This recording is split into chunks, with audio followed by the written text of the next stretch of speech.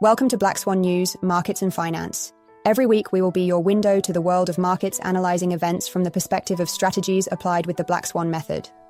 Let's start right away with the first news.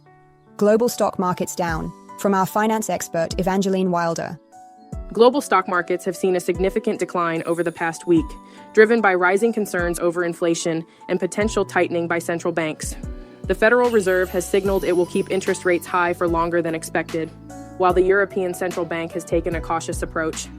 These statements have fueled fears of a global economic slowdown. Market data over the past week has been worrying. The S&P 500 has fallen by 2.3%, the Nasdaq has fallen by 2.8%, and European markets have also suffered. Volatility remains high in the week that began today, with investors wondering what to do next in this uncertain environment. Today, we talk about an issue that is shaking up the financial markets. The Federal Reserve continues with its policy of quantitative tightening, reducing liquidity in the system. But what are the consequences of this strategy? Since June 2022, the Federal Reserve has launched a quantitative tightening program with the aim of combating inflation and bringing its balance sheet back to more sustainable levels after years of monetary expansion. During the pandemic, the Fed had purchased massive amounts of bonds and government securities, increasing its balance sheet to $9 trillion. Today, this figure has fallen to around $6.9 trillion, with a reduction of over $2 trillion. But how is all this impacting the real economy? Well, first of all, we see a rise in bond yields. With fewer purchases of government bonds by the Fed, the supply of them on the market increases. And as a result, interest rates on US Treasuries continue to rise.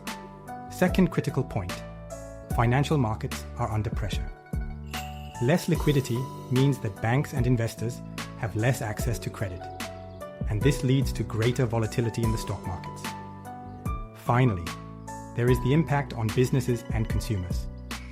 With higher interest rates, loans become more expensive, mortgages increase, and the risk of an economic slowdown becomes increasingly real. But the big question is, how long will the Fed continue on this path? At the last meeting of the Federal Open Market Committee, officials discussed the possibility of slowing down or even suspending the reduction of the balance sheet, worried about possible imbalances in the banking system and the negative effects on the economy.